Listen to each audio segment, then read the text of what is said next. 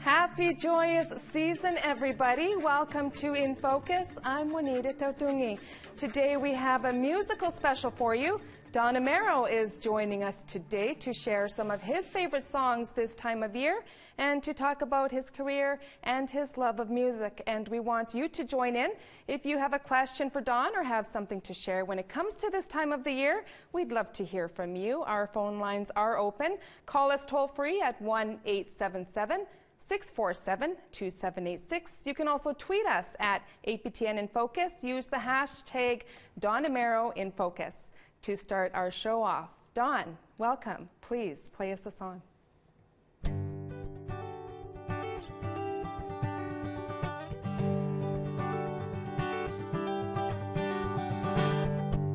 The snow is falling and memories call me back again.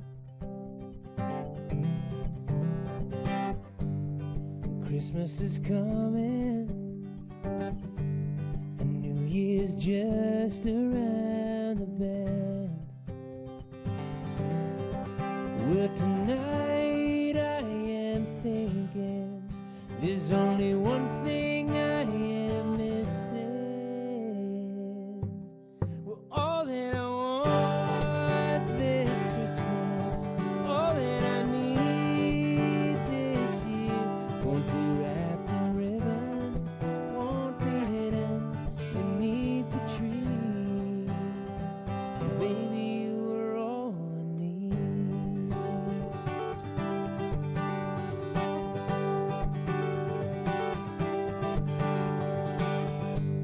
Remember when I was a child, restless nights on Christmas Eve. I couldn't wait to wake up from downstairs and see my presents everywhere. Now those days are gone.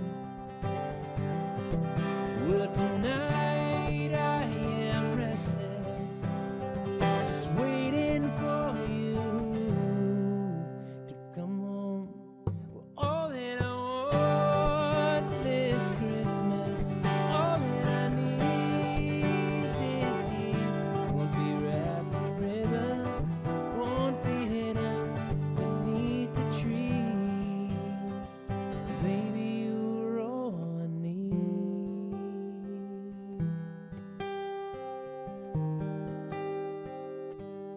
You're all I need.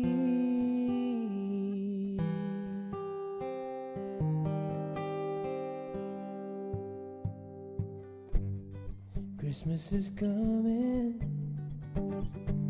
and New Year's just around the bend. Well, all that I want this Christmas, all that I need this year, won't be wrapped in ribbons, won't be hidden beneath the tree. Baby, you're all I want this Christmas, all that I need this year. Nothing else will do, just want you here with me. Baby, you're all I need.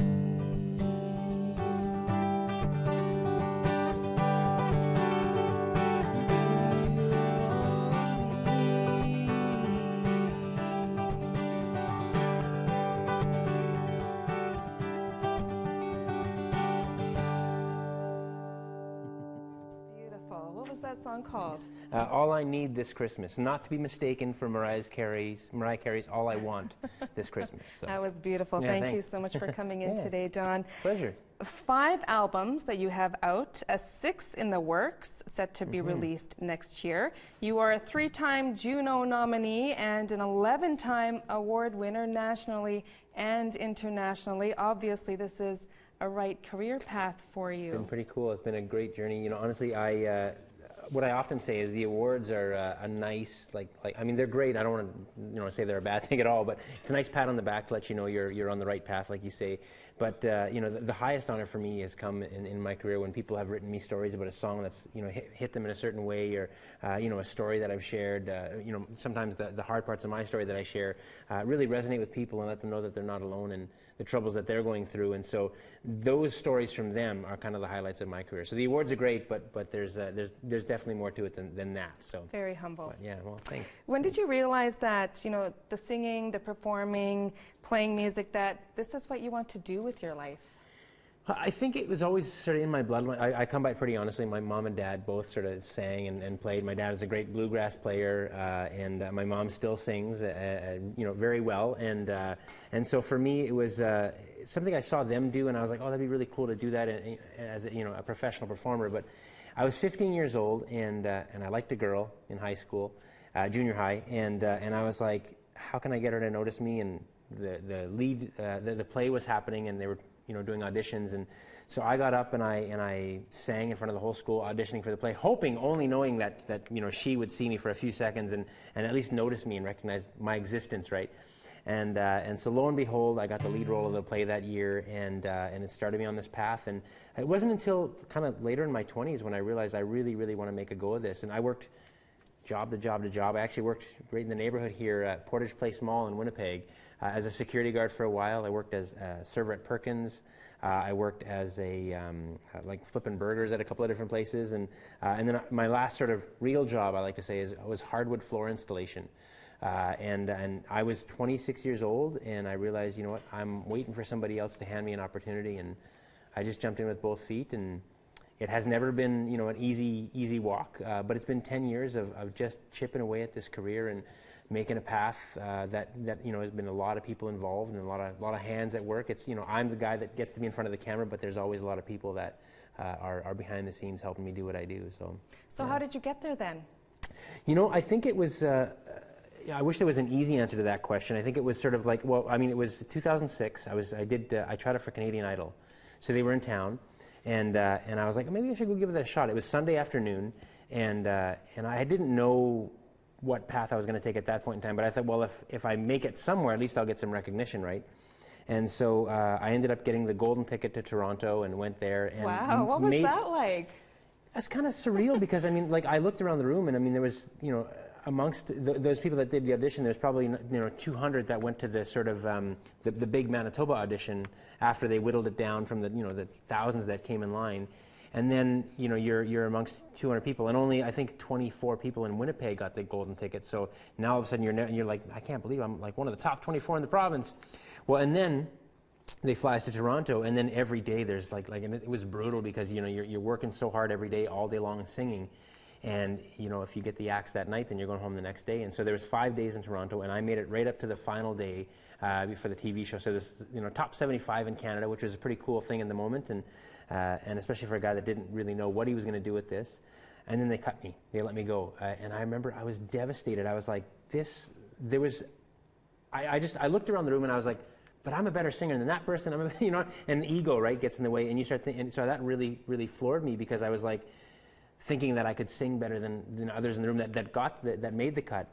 And then I walked away going, wait a second, this is a TV production. There's more to it than just being a great singer. They're looking for characters. They're looking for people that they can develop into this show and make it entertaining. And I was like, I should have been more entertaining. So, but I walked out of that, and I was kind of a little depressed for a couple of months, realizing that I was just waiting for somebody else to hand me an opportunity. So it was in the fall of 2006, after that I went up into my sister's attic, built my own studio out of blankets and cardboard, and recorded my first album called Change Your Life, and I just went for it from there. And so it took me about a year before I actually jumped in full time, but that was kind of where it all started. So thanks to Canadian Idol cutting me, I made it here. Well, that's awesome. Yeah. So, okay, I have to go back to when you were talking about that, how you wanted to impress this girl at the age of 15. Yeah. Did you? Well, no, I didn't get that girl. I got the right one in the end, but I didn't get that one. She,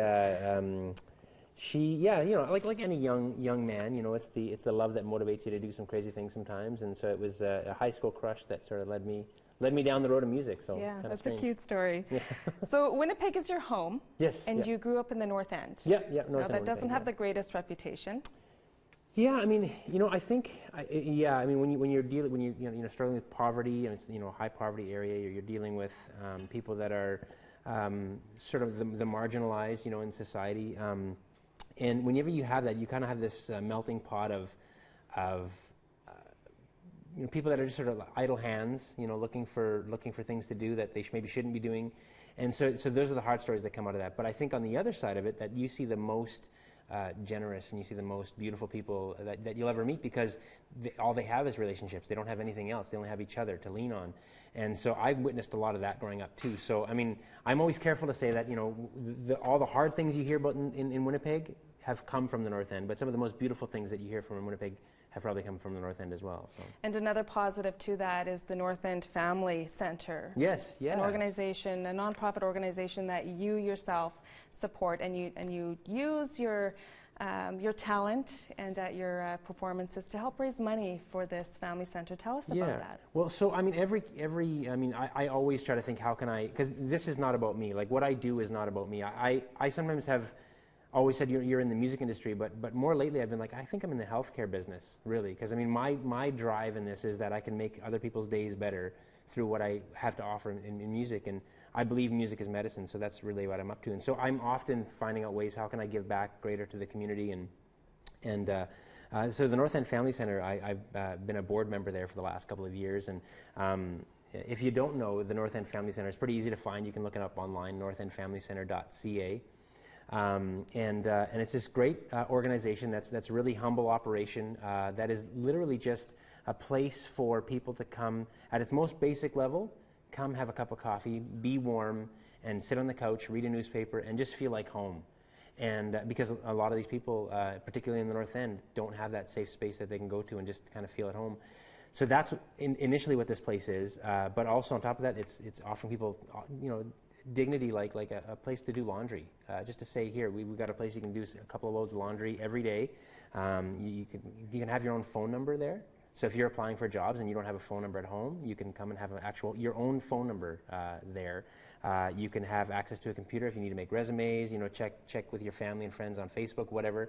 So I mean, and there's more than that. There's programs and there's people there to help you sort of, if you're looking for a place to go and lean on somebody to say, help me get to this next place, it's a great place to start. And so the North End Family Center is where they're doing that kind of work, and I just love it because it really is a family center. Mm-hmm. Wonderful that you support something that's much needed and people recognize. So that's wonderful. Thank you. We need to take a quick break, but we will come back to more conversation with you after the break. So do stay with us. And to take us to that break, Don, please play another song for us. Okay, I will. I'll do a Christmas classic here. I'm not ready for you. Hang on one second.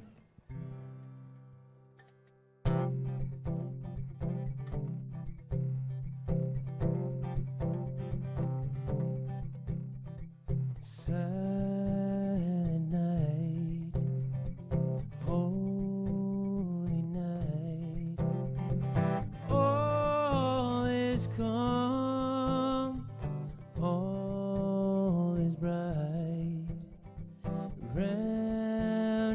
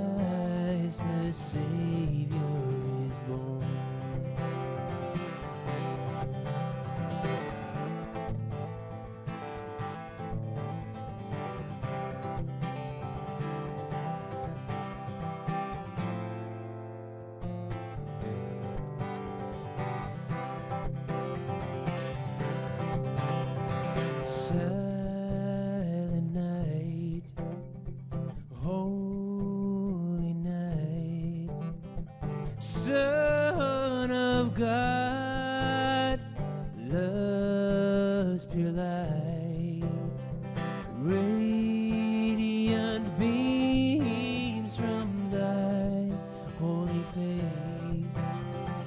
With the dawn of redeeming grace,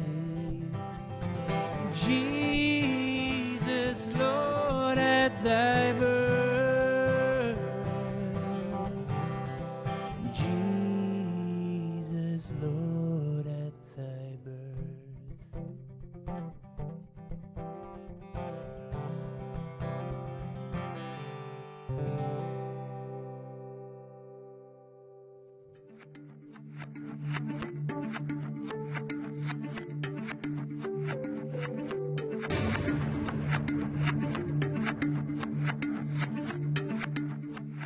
Welcome back. We're going to talk more with Don Amero about his Amero Little Christmas performance. But first, here's a bit of Don performing Bells Will Be Ringing at the West End Cultural Centre that happened this past weekend during his annual holiday performance, Amero Little Christmas. Bells will be ringing, sad, sad news. Oh, what a Christmas to have lose. My baby's gone, I have no friends to wish me greeting once again. Choirs will be singing, oh, silent night, Christmas carols by candlelight. Please come home for Christmas, please come home for Christmas, and if not Christmas, by New Year's night. Catchy Christmas I like that song guy. there. Man, he's good. You know what? I went to that performance on Saturday night. I had a wonderful time. Nice, It was yeah. Well, very thanks for being there. entertaining. It was really, really good. And that was your 5th performance at the West End Cultural Centre. Yeah, I've done a number of them since, but particularly that Amero Little Christmas show. Yeah, that's we've done that there 5 years in a row now. Yeah. And the title, Amero Little Christmas, catchy. Yeah. Have yourself a Amero Little Christmas. Yeah. So, and you incorporate so much more into your performances than just singing. You had your family there, your children you brought on stage even, and did a little Christmas song with them, Yeah. and your friends come on, and you had a storyteller. Not to forget your wardrobe changes that you incorporate into the show, and this is what I mean by saying when it's entertaining, it's very entertaining. Well, I know for me, like when I go to shows, I really hope to be. I mean, the thing is the music is one element. Being an entertainer is a whole other element where you have to think, how can I make this? I mean, even down to like the screen in the background with my kind of cheesy little fireplace that I had at the background of the show, and I think all that stuff just adds to the coziness of it, and it makes it an experience rather than. I just don't want to just be a singer. I want to be an entertainer. I want people to know that what they're spending their money on will be good entertainment, but also a moving evening that'll kind of take them from one place to the next, and hopefully by the end leave them feeling like ready for the spirit of the season, what it really means. That is Don in a Santa costume there. Why is it important for you to bring your children into it? Well, I think, I mean, Christmas is a magical time of year, especially for kids, because when I was a kid, my parents let me believe in Santa Claus. They didn't sort of, take that away from us, I guess. And not that parents take it away, but they let us believe in it for as long as we wanted to. And there's something about that I remember back as a kid that just was magical. And I remember being even like 9 years old and waiting to hear the sound of reindeer hooves on the roof, and there's something, I don't know, kind of beautiful about that magic. And at the same time, like, I think it's just letting your kids be kids. And I've always been a proud family guy, and that's that. I wear that heart on my sleeve, and I love the fact that the very first year that I did Amero Little Christmas at a different venue was the year my son was born, so 6 years ago. and he wasn't doing well in the hospital. My wife was not doing well at all, and the doctors said that she had to stay in the hospital at least one more night. She'd been in for 2 weeks after she gave birth. And so the show, we still went on with the show, and with her permission. It wasn't that I was trying to, no, babe, I got to go do the show. But she said, it's okay, you go do your show. And halfway through the show, they showed up, and she was there in a wheelchair, and my son was there, and it was like a Christmas miracle. So it was this beautiful thing. So ever since then, my kids have always been a big part of the Christmas show. So again, I think it's just because this season is so much about the kids too. Yeah, so, yeah, it was definitely a highlight. Yeah. And your mother too, she got to come on stage and sing with you. My mom, again, because I inherited music from her, and her voice especially. I've never had a chance to really bring her up on stage in this capacity. She's come up and kind of sang a song with me at smaller venues in the past, but never really said, "Hey, Mom, you're going to be part of the show." And we rehearsed the song, and Silver Bells was the song we sang. And I really want to make it a family affair. And this show actually is going to be on the road next year, and we're going to be touring it. So it'll be interesting to see how we can add some different elements that will be sort of, because this is a real Winnipeg-centric show right now. But I know we'll for sure be in Alberta next year, and we'll be doing some touring here around Manitoba, and we're open to anywhere across the country. So wonderful. Yeah. And why Christmas music? What's it about this season that makes you want to go out there and do all this? I mean, I think I'm a Christmas all the time kind of guy. I think for me, the spirit of the season is just beautiful. That I'm a Christmas guy. Come July, come August, like it's still in my soul. And I think because the season really is just a season of openness. It's a season of, there's this gentleness about people. I mean, come January, people start to get a little bit angry and bitter and frustrated. But this holiday season in December seems to be one where our hearts are a little more open. And for me, there's something cozy about Christmas music, and this sort of, the trees and the snow and all that kind of stuff just always feels cozy to me. So I want to be part of that, and so I put this show together to make sure that I had my stamp on the season. And this next question requires you to sing a song to set it up for me. Okay. Christmas song. Christmas song. Oh, is that the chestnuts roasting on an open fire, Jack Frost nipping at your nose, Yuletide carols being sung by a choir, and folks dressed up against the cold. Stop right there. Yes.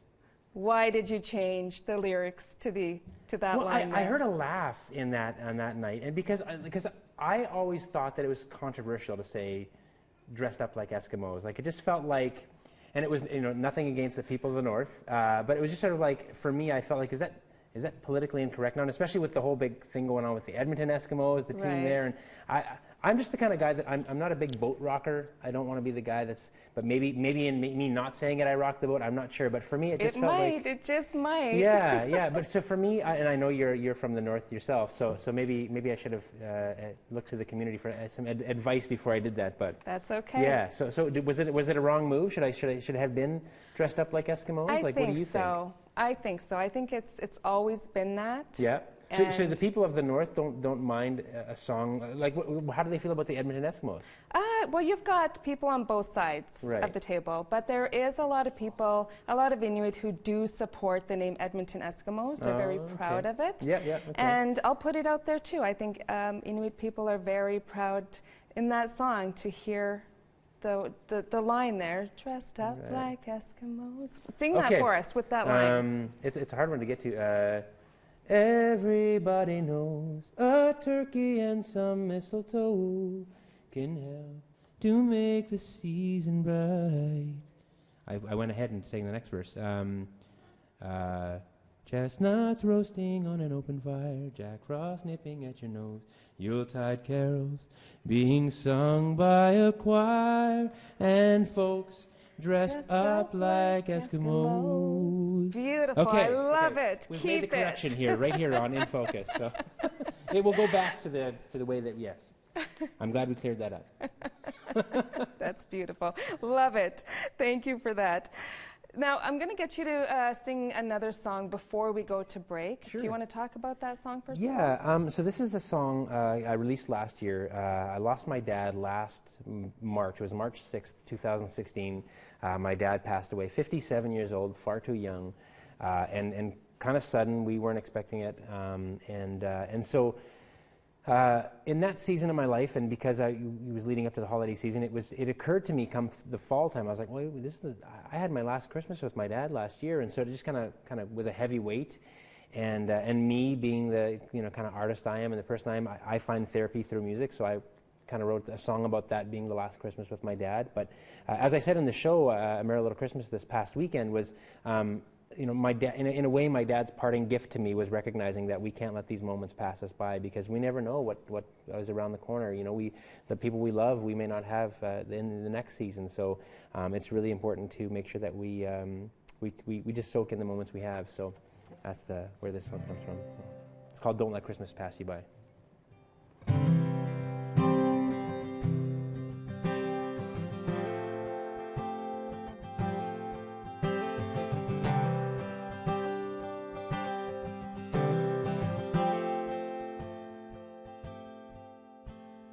Gathered round the tree, Dad's dressed in red. He wasn't fooling me, that fake beard he had. I knew he wasn't Santa, but he sure could play the part. And he'd make us take our time, each gift we had, one by one, would drive me mad. As I look back now, those memories are gold. I wanna go back to those days, stop time, replay, or take the time.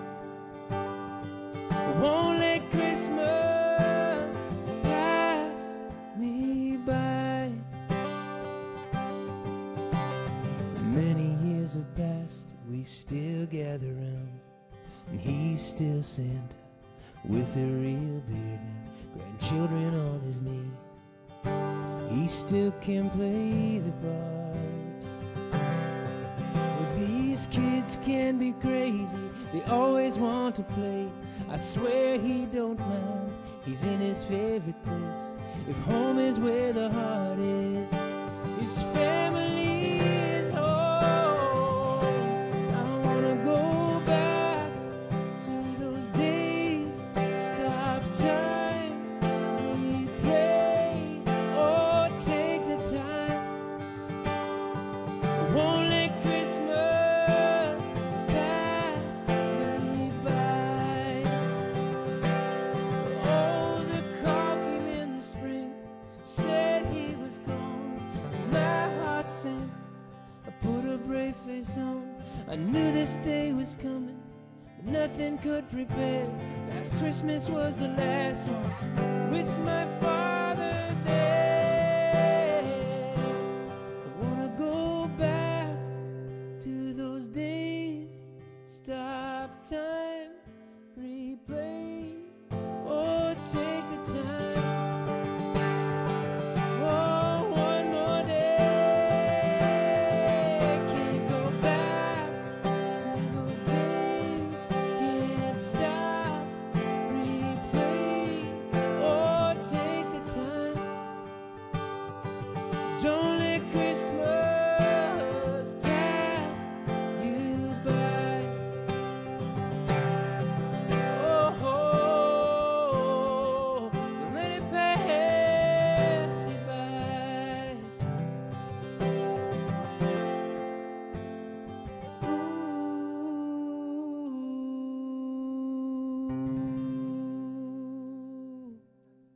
Beautiful. Thanks. That's so beautiful.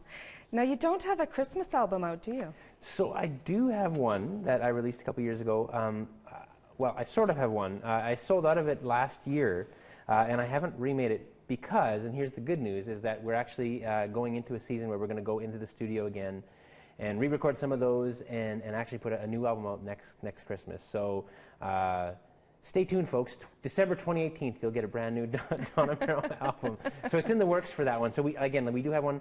It's not even available online. I think it might be on iTunes, but it's. I really hope that people will kind of be ready for the next one. We're really excited about that, and we hopefully will have the string quartet that I had at this year's show. So. They was were beautiful. they were an amazing addition Thank to you, your yeah. to your performance there. The message that you have, you know, with that last song that you played and remembering your father, I thought was very special too, and it made me think back to, you know, it's my mother who I'm very close with in my life, and I missed one Christmas with her throughout my life, and that's only because I had to travel here to Winnipeg to deliver my baby Natalie, who is a Christmas baby. She was born on December 24th, so yeah, very special, cool. very, very special. How old is she now? She's turning 19 this year. Oh, wow. Okay, cool. Nice. And it's also my producer Charmaine's birthday today. Oh, happy and birthday, one of our crew members' birthday today, Jared. If you wouldn't mind singing them happy birthday for us to take us to break. I still don't know how to play it. Happy birthday to you. Happy birthday to you. Happy birthday, Charmaine and Jared. And Charmaine. And Charmaine. Happy birthday to you. And many more.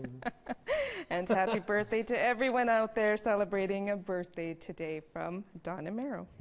We do have to take another break. Stay tuned. We'll continue our show with Don Amero. So stay with us.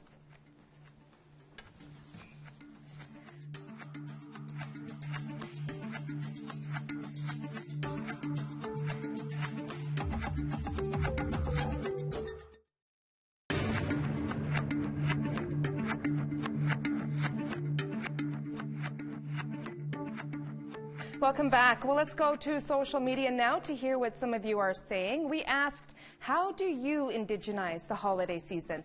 Don, I want to ask you first. How do you indigenize the holiday season? I was thinking about that question because, I mean, I didn't grow up with a lot of tradition, and I didn't grow up with a ton of connection to the Indigenous community. Actually, for most of my life, I had very minimal connection. And so as my music career has been developing over the years, my connection to the Indigenous community has sort of strengthened as well. And so for us, I mean, our kids are still quite young, but at the same time, we really want them to kind of know that part of their story. And so a big piece of it for us at this point is just letting them know where they come from, because it was something that I didn't have a lot of growing up, and so we're really just helping them to understand that piece of the puzzle.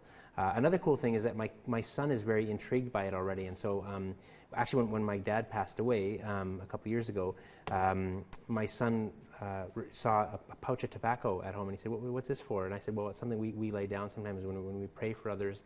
And a couple of days later, he was outside spreading tobacco out by a tree, and I said, "What are you doing, buddy?" He said, "I'm just putting this down for Grandpa." And I just thought that was so sweet for a 5-year-old to make that connection, you know? Yeah. So for us, it's really about sort of helping them understand that there's a lot of family line on both of my side and my wife's side, so we're just helping them understand those things. That's so important. Yeah. So important. So that question was put out there on our social media, and I'll read a couple of comments that we got from you out there. The question, how do you indigenize the holidays? Gregory wrote in, celebrate solstice with ceremony. Good one. And Daryl wrote in, serve up the reindeer for Din Din. That's awesome.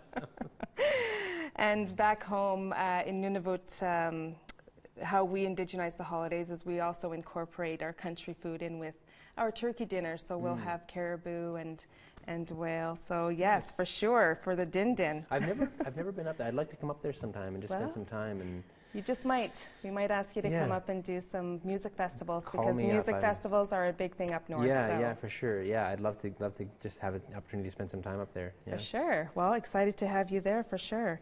Don is also taking questions today, so if you would like to ask him any questions, or if you have something to share with us, you can do so. Call into our show. It's a toll-free number, 1-877-647-2786, or you can tweet us. Use the hashtag Don Amero In Focus. So Don, let's talk a little bit more about your musical career. I read that playing music was therapy for you. Mm-hmm. How so? Well, I mean, again, going back to when I was 15 years old, my dad had this old Gibson Hummingbird guitar, just a beautiful guitar to pick up and learn on. And I didn't really know what I was doing, but I said, "Dad, can you teach me a chord?" And for some reason, the very first one that stuck with me was the E minor. and it felt dark and kind of like heavy, and it's still one of my favorite notes, you know, to play. Because I couldn't play anything else, I just played that for so long, and it sort of became like the reason why I liked it, because it felt like what I was going through in my life. My family had broken up, and my mom was involved with somebody really kind of bad in her life, and as a son, you sort of feel the weight of that, you know, and for me, that became my therapy, that note.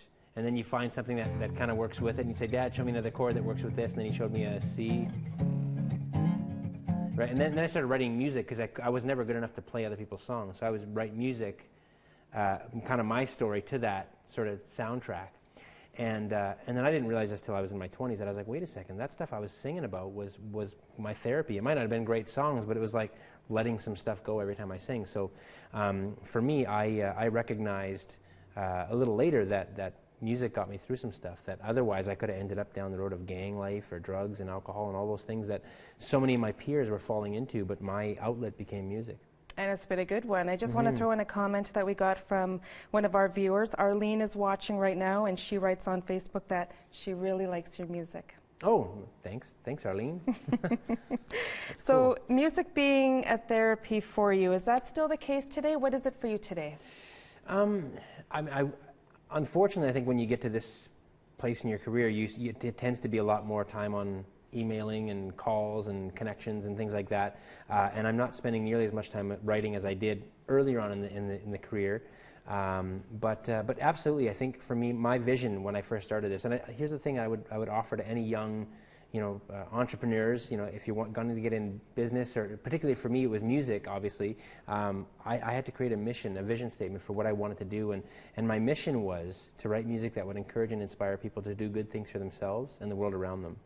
And so every time I write a song, I think, is this going to help somebody in their life, and is this mean something to me? Because if it means something to me, that's the sort of the ground level, and then you put it out there, and the song's no longer yours anymore; it belongs to other people. And so my hope has always been, how can I just help people with music, and that's just helped me sort of stay connected, because I don't want to write a song just because I think this is going to be a hit song. I want to write a song because I've got a great story that connects to the song, so and hopefully will connect others to the song as well. Do you remember that first song that you wrote? Kinda, about that 15-year-old crush, actually. Play it. I can't do the whole thing, but I'll play kind of a little snippet. If I looked in your eyes, could I see what you see? And if I felt your heart beating, could I feel what you feel?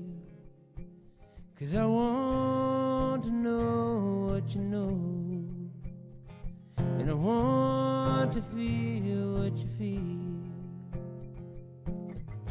I want to have you next to me. I want to hold you next to me. It's got some teen angst in there, and the love bit, so yeah. Very nice. So Don, what's next for you? Well, so we're in the studio these days. I've gotten a couple of songs already done, and so we're working on the next album, which will, fingers crossed, be released in this coming spring, and then hopefully tied to that is a national tour. So all, you know, a lot of ducks to line up and get in the row in order to make that happen. But yeah, that's sort of the next phase. Summer season kind of hopefully filled with festivals. We're kind of putting calls out now to get some of that happening. And then we're back to kind of the fall Christmas season next year. So it's sort of like these segments. Every season sort of offers something new in my career path. And I love the fact that with this Amero Little Christmas show, we've got this branded thing that we're able to kind of do something around the holiday season. When other people sort of are kind of winding down, we're sort of winding up. So, yeah. Yeah. So talk about this 6th album that you're working on. Yeah, so it doesn't have a title yet. We're still kind of, figuring that out. And for the first time in my career, I've got, I've had other great managers in my corner over the years. Local Winnipegger, Rosanna Schick, who is a fantastic manager for me. But I've moved on now to Lori Brown over at Porch Swing Entertainment. She's in Alberta. And she is an unbelievable powerhouse manager who is just all heart and soul and just work ethic. And so she's been really helping me a lot leading up to this next album. And so we're gearing towards that. I've got the songs are more country flavored than I've ever done yet. I've always tiptoed the line of country music, and I just felt like it was. Every time you put music out there, you want to try to make the biggest splash you possibly can, and I don't feel like I'm putting anything on when I say that I'm out there, working on the country music scene, that I'm trying to fool anybody. I really feel like I come by it honestly, and but at the same time, I'm not a cowboy hat wearing. I'm a city guy that grew up here in Winnipeg. That I just want to write songs that hopefully will resonate with other people, and this is what's coming out of me now, is sort of this country sound stronger than ever. So, well, we do have a music video that is on YouTube, titled "Church." Yeah, and so this song "Church" I didn't write, so this is why it was kind of a difficult thing for me, because I first heard it and I didn't like it. I liked it. Sorry, let me rephrase that. I liked it, but I just didn't think it was for me. And so about a week had passed, and my manager said, "Listen again." And so I listened again, and on that day I was thinking heavily about my dad, whom I lost a year earlier. And so when I was thinking about him and I heard this song again, I was like, wait a second, this isn't my song. This is a song about my dad. And when I made that connection, I was like, I have to do this song, because my dad had said numerous times in my lifetime that he felt closest to the divine when he was out amongst the trees, when he was fishing, when he was out in the great outdoors. And I know already, it's been out for about 2.5 months now, and everybody who's heard it, most people say that that's what resonates with them, is that their church is the great outdoors. So, wow. And once I made that connection, I had to do it. So, all right. Yeah. Well, let's play it. Yeah. That video, let's talk a little bit about it. I recognized your son in it. Yeah, so he was the cute one, in case you want to know there, folks. So I really wanted it to be like, because the first verse talks about kind of going fishing, and that was kind of my dad. And we found a guy that looks a little bit like my dad, which was kind of cool. And then we were actually going to have all actors, and then I started thinking, what would be kind of cool if my son and I were in this, and so it was really hard for him, because all he wanted to do was stare at the camera the whole time. And we had a drone for a couple of shots too, and he just wanted to watch the drone. So we're like, don't look at the camera. But yeah, we just wanted to make it, and not for folks to not really realize that these stories all intertwine until the very end, when you see all three of us sitting on the chairs out at the beach. So yeah, it was just sort of like a fun little video, and my videographer Landon Lake did an amazing job at that one. So. And where was it filmed? Kind of in and around Winnipeg here. Yeah, just kind of near Grand Beach. A little 3-walled church here in Manitoba, in Winnipeg. It's a beautiful church. Yeah, it's tiny too, and it was a church built, if I can remember this correctly, church built in the late 1800s and dedicated to the Métis people. So it's kind of an interesting connection to the Indigenous community. It's got a very great story behind that video. Yeah. Thank you for sharing that with us. Pleasure. So Christmas is upon us. It's coming. Do you have any Christmas wishes out there to send? Speaking of which, I got to run and grab some presents. I'll be back in I'm a late Christmas guy. I've always been. I go shopping like 4 days before Christmas, but my wife's family, she's got a big family. Like, she's got 3 sisters and a brother, and we all have like 2 or 3 kids. So Christmas is madness, but it's also like, as much as I'm like dreading the craziness, there's something also that I'm drawn to about everybody being in the same place. And there's like 40 of us in a house, and it's just crazy, and kids are running around, but it's just so much fun to have everybody around, and again, because it's that lesson my dad taught me about these moments that we have together, that we just really need to soak them in. And so we do that. I love the food. I'm sure you probably know what I'm talking about, and most people out there just, especially as adults, like, I love gifts, but I mean, you can buy me gifts if you want out there, folks, but food is where my heart's at. I hear you. What's your Christmas message to folks out there? The Christmas message, it's one that I guess what we've been saying all along is don't forget what the season's about, and for me the season is about each other. It's about love. It's about recognizing that we can lean on each other, and I would love for the Christmas message to go beyond December 25th, and carrying on into the other months of the year, and one that because our hearts are so soft and open right now, we can't forget that, come the harder months, come the harder times, and it's a beautiful season. Everything is pretty and decorated, but don't forget that when things are hard, because that's when it's kind of needed the most. Right. Yeah. Don Amero, thank you so much. Pleasure's mine. Thanks. Yeah. That's all the time, unfortunately, that we have with Don Amero today. The hour has gone by so fast, and this is actually my last. Oh, thank you so much, Ken. Oh, that is so beautiful. Because this is your last In Focus, is it not? This is my last In Focus show. So you're getting a parting gift from the folks here at APTN. Oh, thank you so much, everyone. That was so sweet. It is, unfortunately, my last In Focus show. I am going back home north. It was a real pleasure to host In Focus in this short time that I did, and I take great pride in that. So thank you for watching. I wish you and your family a wonderful Christmas. And Dawn, I thank you so much for Are you guys taking coming job in this applications afternoon. or? I think you fit the bill quite well there. Thank you so much for sharing your Pleasure's mine, songs with us this afternoon. It's been a pleasure to Thanks for having me. have you in. Please, one more song for us. All right, so this is called Christmas Time.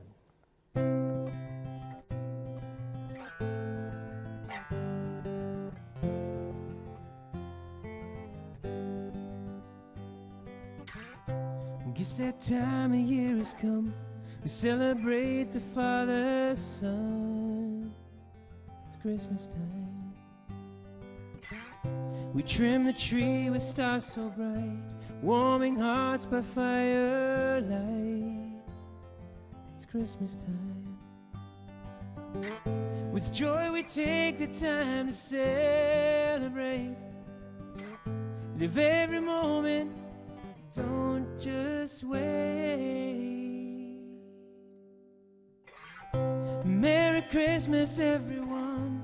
May your hearts be filled with love.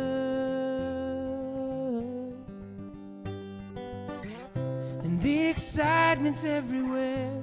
Keep the magic in the air. And take the time to love. Spread Christmas cheer all through the year.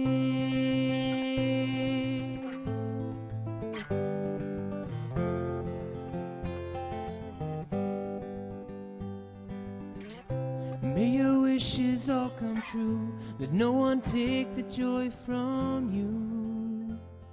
It's Christmas time. With a grateful heart, give what you can, and always lend a helping hand all the time. Let go of your worried past. Live every moment like it's your last.